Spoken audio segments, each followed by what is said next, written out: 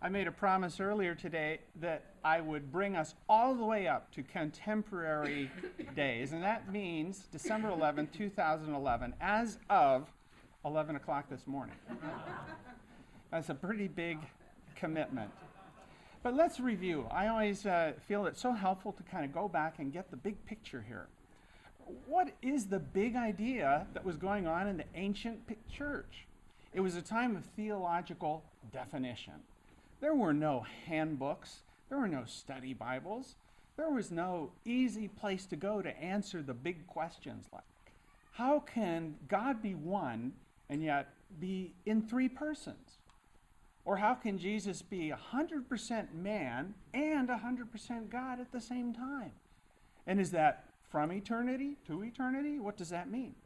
So it was a time of hashing these big ideas out in the midst of persecution for the first 300 years of the ancient period, but then for the last 300 years of the ancient period, an even worse fate befell the ancient church. It became official. It became the official religion of the Roman Empire, and that was almost the kiss of death. Because before the persecution ended, you paid a price to be a Christian.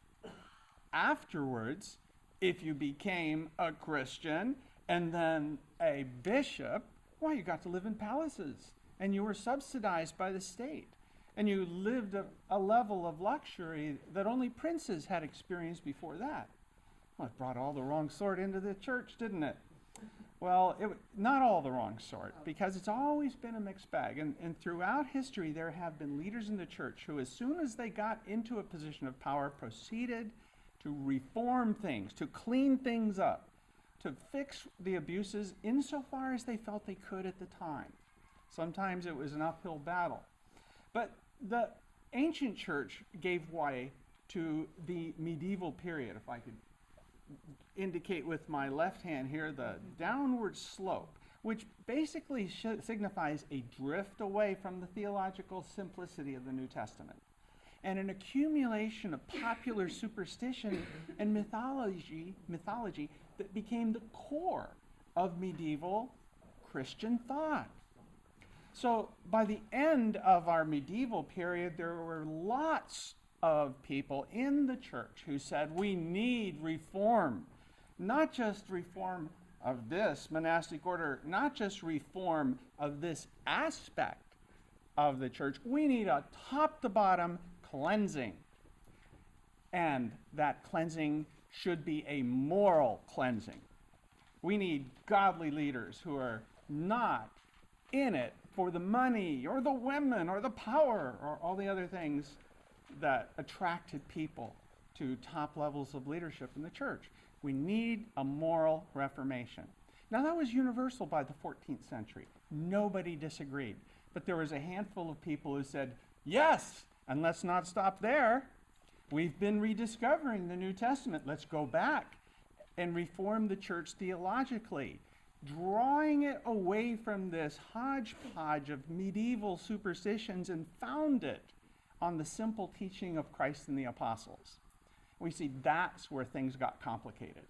That's where some said, oh no, we can't do that. That there's nothing in the New Testament, about what came to be known as the power of the keys, the authority of the Bishop of Rome to forgive sin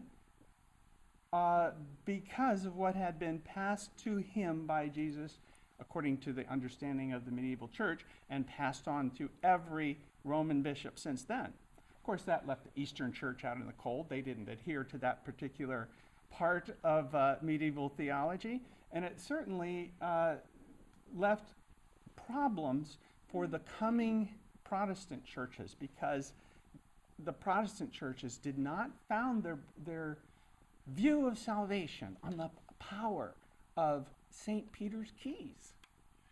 Well, by the time we get up to the Reformation, as we covered the last time we met, there are a number of key figures, but there's countless other minor figures who were doing the things like Peter Waldo did. They were reading the Bible for themselves and saying, oh my goodness, the church today is not at all like the life lived by Peter and the apostles. I want to go back and live a life like that, a life of simplicity, of intimacy with God, knowing that God answers my prayers and forgives my sins. No priests need to be involved. Well, this caused a drastic split in the church that we call the Reformation.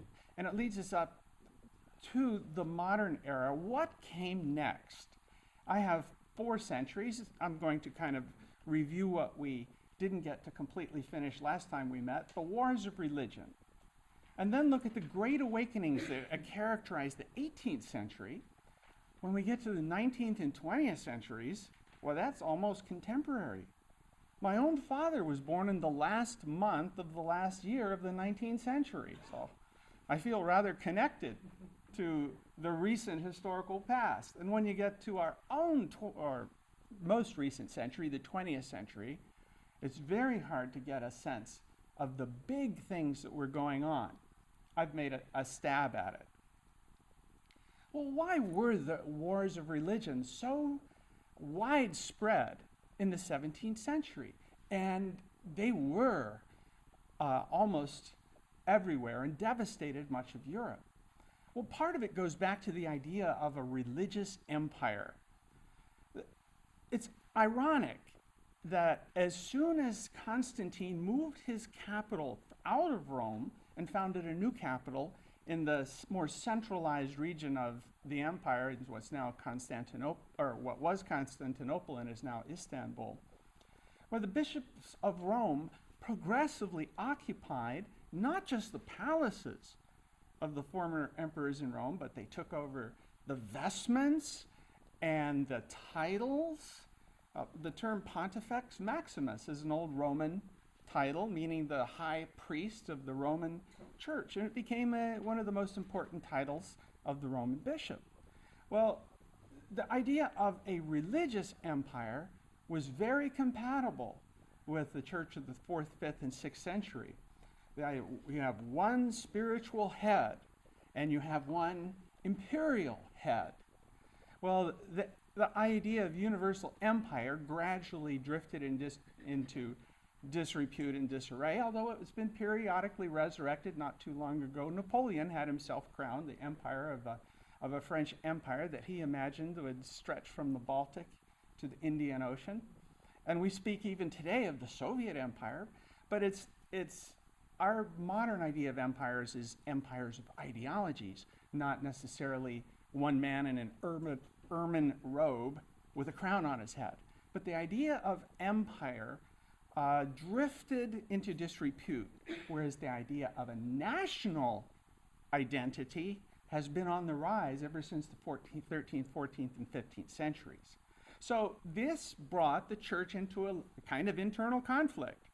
Every national identity, the English, the French, the Germans, even when they were divided into 100 tiny little sub-kingdoms, they all viewed themselves as Germans, maybe North Germans or South Germans, but they all wanted to have a German church in their territories. The French wanted a French church. The English wanted an English church. Whereas the old universal idea was, we're going to have one universal church and the Bishop of Rome will rule them all. Well, it was only a matter of time before the Reformation gave opportunities for national churches to reclaim power. For example, in England, Henry VIII, because of his immediate need for an heir and the impossibility of getting first an annulment and then a divorce from the Bishop of Rome, well, his ministers said, well, if only we had a truly national church with the Archbishop of Canterbury being the head religious leader, and you, oh, your Majesty, being the supreme head of the Church of England, why, all your problems could easily be fixed. And so it was. And of course, Henry VIII didn't feel he was doing anything really drastic. He was just making a minor tweak in the organizational chart. You know, from Archbishop of Canterbury to King, away from Pope, you know, one little line. Who cares about that? And well, right. Well, it was a very significant tweak, as you pointed out, Peter. And it led to long-term consequences. When Henry died, his male heir through Anne Boleyn, was a young, barely into his teens, and his regents were strongly Calvinist. Well, when he died at an early age, the monarchy swung back to the staunchly Roman Queen Mary, who viewed this whole idea of Reformation and this little tweak in the Roman Catholic, in the organizational chart as the most important thing she could possibly put right, and she put it right with a vigor, martyring thousands of English Protestants who would not sign back on to the Roman Church bandwagon. And then she passed away, and Elizabeth comes to the throne. Now, she is regarded as the bastard queen, daughter of Anne Boleyn. I slipped up a minute ago, said that Edward was the son of Anne Boleyn, not son. But she was known as the bastard queen, an illegitimate ruler.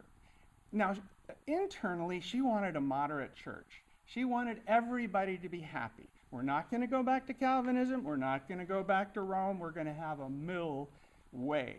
But as far as the Pope was concerned, he put a bounty out and said anyone who conquers England back for the true church can both have England and, probably be sainted in short order.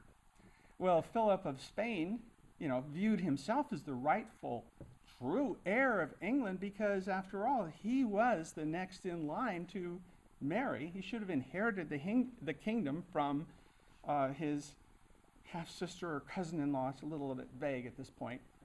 And so he put together the largest naval armada in history, manned it with countless, unfortunately, soldiers. They didn't have as many sailors as they needed. Put it under the count of the greatest admiral, oh no, make that duke, and set it off for England. How could this possibly go wrong?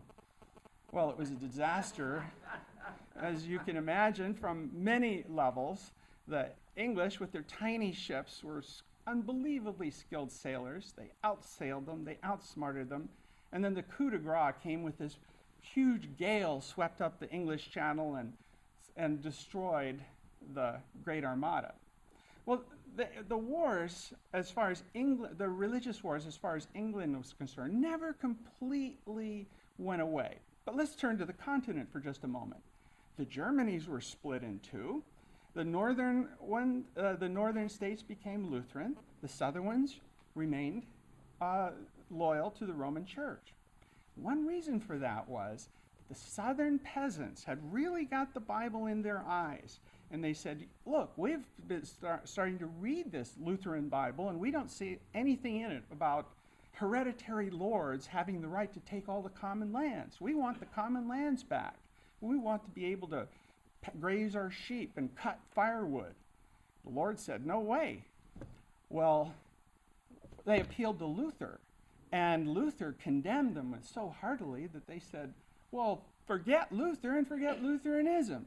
When they were crushed later, there was a reaction, and all of southern Germany officially went back to the Roman Church.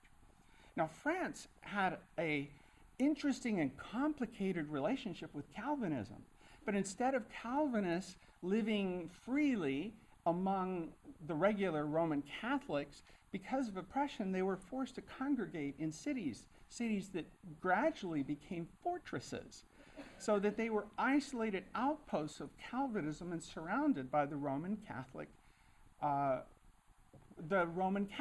French.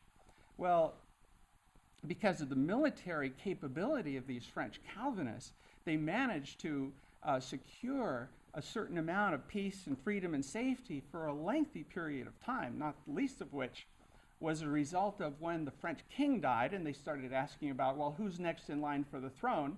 And Henry of Navarre, the head of the Huguenots, said, well, I'm next in line for the throne. But you're a Protestant. We can't have a Protestant on the throne of France. And so Henry, thinking quickly, said, well, to be king of France is worth a mass or two. I'll take the job. And he brought harmony for close to 100 years. Then Louis XIV, at the peak of his power, this is the Sun King, the king who almost bankrupted the nation building Versailles, etc. He decided that France could no longer live with this split personality. By that time, the Huguenot cities had completely dismantled their fortifications, their military power was gone. He basically gave a mass eviction notice and said, you're no longer welcome. You French Calvinists need to leave town ASAP. And with them went the techno class of France, the people who knew how to build and make the complicated looms, such as the Jacquard looms, and knew metallurgy, and were developing new dyeing methods. Many of them went to Belgium or England and helped lay the foundation for the English prosperity that came out of the Industrial Revolution. Some of them even made their way to the New World, where the coming conflict between England and France over Canada caused many others to migrate down to the Acadian regions of Louisiana. And so whenever you run into Cajuns, you should think back and think, wow, these Cajuns or Acadians who had settled along the shorelines of the coast of Canada are emigres from France, kicked out because of their Calvinist belief. It's a pretty big stretch. Well, the outcome of all these religious wars, especially the one known as the 30-Year Wars on the continent, which devastated the Germanies, bankrupted them, depopulated countless towns, drove it almost back to the level of the Dark Ages, caused this great spiritual coldness towards Christianity. The stage was set for the Great Awakenings. In Europe, it was called Pietism. In England, the Wesleyan revivals. Wesley had an interesting personal history, a very unimpressive beginning as a minister of the Church of England. He failed as a missionary to the colonists in the New World. He went home in a cloud of shame because he had foolishly proposed marriage to the daughter of this rich planter when he was just a penniless priest. But on the boat, as a result of a dreadful storm where he feared for his life and was not at all sure that he would see the inside of heaven if he were to drown, he ran into a group of Moravian Christians who convinced him that they really understood what salvation was all about. He went to their meetings. He felt for the first time in his life, he understood that he truly was saved by faith in Christ. It was through grace. He made this the foundation of his ministry, and he wanted to reform the Church of England. Church of England said, we don't need no reformation. We are reformed, in case you hadn't noticed. Remember that little tweet? Well, he was not welcome in the pulpits of England, and so he turned to the highways and the byways. And over the course of his lifetime, hundreds of thousands of people came to a renewed, vital faith in Christ. It also affected the Church of England, leading to what we would call today the low church movement in the Church of England. And as Wesley approached the end of his road, there was a very serious risk that all that he had done would be wiped away because it was technically still illegal for there to be any churches except for the Church of England. And so at the peak of his popularity and fame, his political friends engineered a settlement with the government, with the Church of England, that the Methodist Church could survive, which it survived not only in England, but had been planted in the Americas. Well, in the Americas, the Wesleyan revival is known as the Great Awakening. The United States had drifted so far from what you might call its Christian roots that it's difficult for us to understand. Most people were skeptical about biblical Christianity, and yet they often called themselves deists. They questioned biblical authority. Yet with the preaching of one of Wesley's good pals, George Whitefield, being the focal point, the Americas came on fire with a new zeal, an understanding for a relationship with Christ. Churches were revitalized. New denominations were founded. There were student movements. Even old hard-shell semi-atheists like Benjamin Franklin turned out to hear Whitefield speak not because he wanted to hear the message, but because he wanted to know if it was true that he could be heard at such a great distance. He didn't think that anyone could have a voice that good.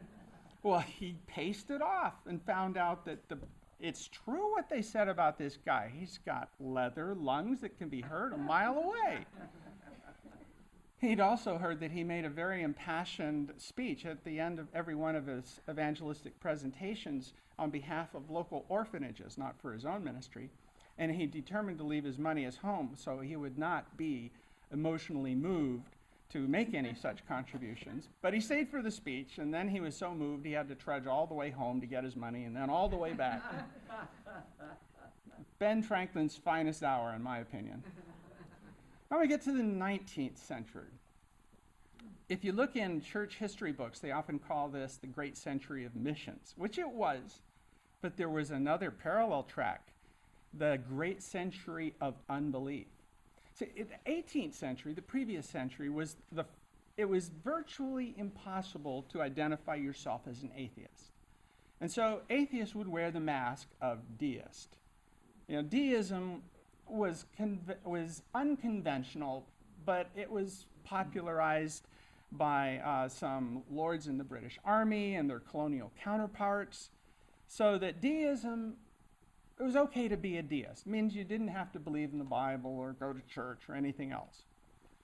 But by the 19th century, the mask was off, and the 19th century was the first era in which intellectuals proudly and openly proclaimed themselves atheists and were not automatically and totally shunned by society.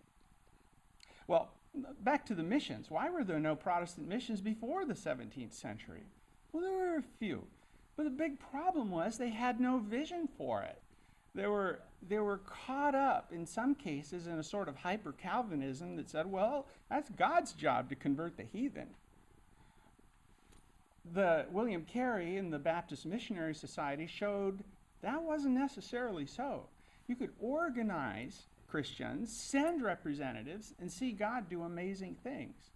Well, once the door was cracked, mission societies grew all in every country, and every place that became the target of one mission society or another. But there's this one huge Achilles heel, and that is the one reason why the 19th century was the great age of Protestant missions was because colonialism finally got traction in the 19th century.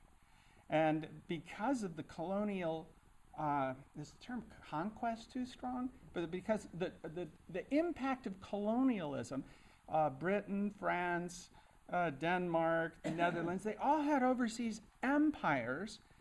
They had the authority to allow missionaries in.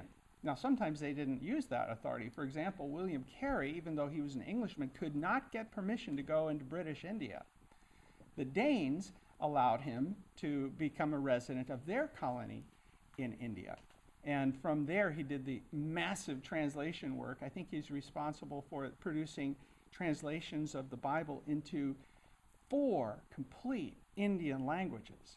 And if you go to an Indian elementary school today, you're very likely to see a picture of William Carey on the wall. And they have no idea that he's considered a Christian missionary for us. But he's the person who reduced a number of important Indian languages to writing and made them a literary language, whereas before that honor was only reserved to a handful, such as Tamil, Hindi, and Urdu. So colonialism continues to haunt the mission movement right to the modern age. But let's flash back to this century of unbelief idea. The scriptures had been under attack before, but in the 19th century it became mainstream. The philosophy of David Hume, for example, says that we live in a closed system governed by cause and effect. And if you take that to an extreme, it means there can be no miracles, not because you've observed that, but because by definition, a closed system admits no miracles. There can be no miracles. And so this became the prevailing assumption of the intellectuals of the 19th century. And yet, when you look at the Bible, you see the New Testament and Old Testament is full of miracles. Well, if your presupposition is that miracles are impossible, how can you explain the scriptures? Myth, of course. They're simple mythology. Well, what do you propose as an alternative? See, the 19th century was a great year on another front because amazing things were happening in the fields of physics, electricity, magnetism, even biology. And Charles Darwin, whom I have a love-hate relationship for, I mean, I really appreciate the man. I respect him and honor him, and I feel so sad for him because he didn't really reject Christianity.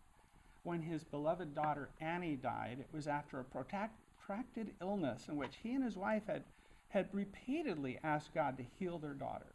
And his conclusion after her death was, I don't want anything to do with a God who would allow my beloved Annie to die. So as a father, I can say I understand completely. However, as a philosopher, Darwin, you get failing grades for sure. I mean, that is not even on the map. But Darwinism was taken up, not by Darwin, but by his friends and allies and used as a club to beat traditional Christianity to death. Because of Darwinism, there was an alternative way of explaining the universe. The Christians say, and Jews, that the universe had a beginning. God created it. But in the 19th century, prevailing scientific intellectuals said the universe had no beginning.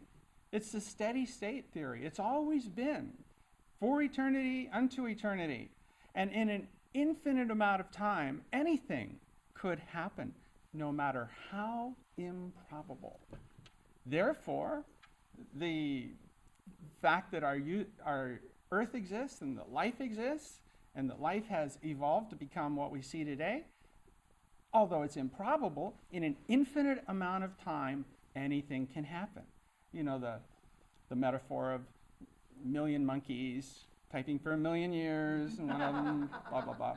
Well, if you do the math, you find out that they take more monkeys than the universe could ever hold, and you have to be a much shorter job than the complete works of William Shakespeare to be or not to be. That is the question. It would take several universe lifetimes to come up with that, with 1,000,000 monkeys. Okay, so we'll leave the monkeys. Well, how can the wreckage of Christianity be salvaged? Well, the 19th century caused many in Christendom to say, well, there are some things that are left. We can't trust the scriptures. Much of what we know about Jesus then is based on mythology. And yet he seems like he must have been a good man, and his moral teachings are very profound. So what's left? The fatherhood of God and the brotherhood of man. And many 19th century denominations reformed themselves around those principles, abandoning the core of Christianity, which is Jesus, incarnate God himself, come to bear on the cross the sins of mankind, resulting in our forgiveness for our personal sins. So the 19th century had big upsides in the mission front, big downsides in other areas. Well, now comes the 20th century, and I've got two slides here because, once again, two things are happening that had never happened before in history. One, the age of mass evangelism. Now, there's been evangelism ever since the apostles, and there's been mass evangelism. In fact, in the 19th century, many of the methods were pioneered, often in America. The idea of the tent revival, it came out of the Great Awakening because after the Great Awakening, ministers said, well, can we get that to happen again? I don't know. Well, let's have special meetings, and let's have them on a different day of the week or a different time of day. And we won't hold them in a church. We'll hold them in a barn or a town hall or a tent. And we'll demand some sign, like they could walk the aisle or sit in the anxious bench or shake the minister's hand. And all these things became a part of the 19th century tradition of revivals, which became a little bit dated by the 20th century, and only a few were hanging on and still doing it. Some of Billy Graham's advisors says, it's time for you to give up this 19th century style. But Billy Graham was convinced that that style was still effective with Americans. In fact, and wanted to, in fact, up the ante by taking it to the cities, not to the rural regions, not to the small towns, but to the metropolitan centers of America. Los Angeles. The Los Angeles Crusades was one of those epochal events in modern Christian history. Nobody knows why William Randolph Hearst telegraphed his editor at the Los Angeles Times and sent him this 2-word order, Puff Graham. Well, William Randolph Hearst, as far as we know, has no deep spiritual motivations, but Billy Graham got some publicity, and overnight he was a sensation, a sort of wonder of the age, and he decided to take his evangelistic campaigns onto the new medium that was then available, television. Once again, people said, "Oh, that'll never work. That's so unlikely." But how many of us, or our aunties or grandmothers or grandfathers, watched Billy Graham on television? We all have. And what an impact he made. See, the new age brought with it new technologies. In the 19th century, steamships and locomotives were used to take the gospel to remote parts of the world. In the 20th century, the new media, radio, television, the internet, have done that. Well, mass evangelism was especially productive in the 20th century, partly because it was such a disastrous century in so many ways. You know, things looked really good at the beginning of the 20th century. There was fresh water, there was new medical advances, there was international treaties that supposedly would outlaw war. When they looked at the land and the sea, they saw infinite resources that only had to be mined and brought home to their colonial headquarters. But the First World War was a big wake-up call. But fortunately, that was the war to end all wars, wasn't it? Dang. And then there's the Second World War. Oh, glad that's over with. And then, oh no, the Korean conflict? We're not even going to call it a war anymore, even though as many people died. And then the Cold War. That was my war, where I got to sit in a dark room and watch Russian bombers fly their H-bombs across the Pacific towards San Francisco or Los Angeles, and then at 200 miles they turn around and go back. I guess you'd call that a victory. We didn't get bombed.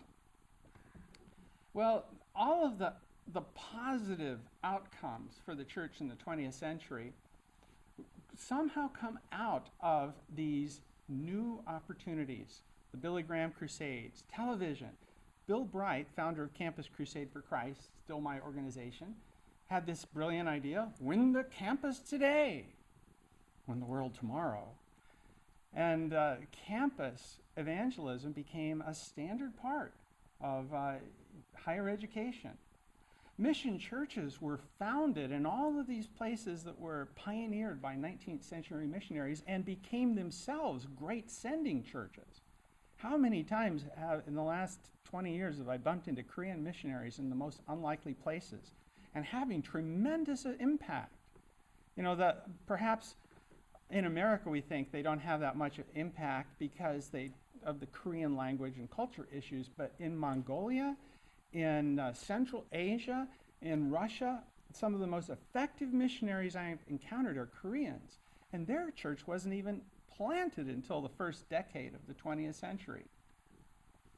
Same is happening in Latin America. There's more growth of Christianity in Latin America and Africa than all the rest, in the old Europe and North America put together. Well, and on the scientific front, boy, the 20th century has been a kick in the teeth for those 19th century atheists. They haven't quite figured it out yet.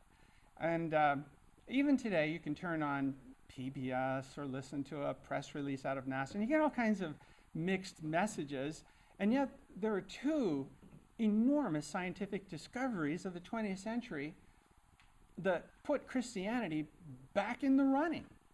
Well, one was that the universe, and this happened thanks to the work of Edwin Hubble and his work right up here in the foothills at the great Palomar Observatory. he discovered that the universe was expanding. This was in the 1920s when he got his first data that was almost incontrovertible. In the 50s, when I was a child and going to the library on Saturdays and reading my weekly reader and stuff like that, I would read about this wacky idea that the universe is expanding. The New Yorker had a countless series of witty cartoons about, well, why is the universe expanding? Is everybody trying to get away from us? What's the matter? By the 50s, the pendulum had begun to swing. By the 60s, there were only a few people holding out for the infinitely old steady state universe. Guys like Fred Hoyle, who said, wait a minute, if the universe isn't infinitely old, then none of this would have time to happen. But the evidence was there. The universe had a beginning on the order of 15 billion years ago, which sounds long, but in terms of complicated processes that happen by chance, that's nothing. 15 billion years, that's an eye blink. Remember, the 19th century standard was infinity amount of time. You can do anything in infinity. Well, life had to come from somewhere, didn't it? Darwin and his successors imagined that at some warm, cozy little pool somewhere, little globs of material got together and suddenly the first living cell was born. That was plausible based on what you knew of life in the 19th century. But in the 1950s, the letters DNA flashed across our screens, and we all realized, once we understood the implications here, that the DNA molecule was actually a vast library of information that described the exact construction, functioning, operation, and reproduction of the cell and the organism that cell resided in. A library in every cell. And that question was asked, a library? Where does the library come from? How can chance produce a library? And if chance was given the job of producing a library, could it do it in the handful of billion years since our Earth's crust cooled? Well, I think that brings us up to a very key point in history, namely almost the present time. So, do I have any idea where the future is taking us as I wrap up here? I couldn't begin to offer a prophecy, but I do say I am convinced that you have been given the tracks. You can see that perhaps new technologies will be available for new opportunities for proclaiming the gospel. You can imagine that once these facts of the universe's big beginning and the implications of a library in the cell is assimilated, perhaps we will see atheism losing traction. Perhaps we will see a great revival yet to come. Well, let me close in prayer. Father, I thank you so much that I don't have to empty my brain in order to be a Christian. Thank you that the facts of nature and the facts of the Bible can exist in such close harmony and congruity. But thank you most of all for sending your Son as you reminded us at this Christmas season so that we could have a forgiveness that he paid for on the cross. In Jesus' name, amen. Well, oh, thank you.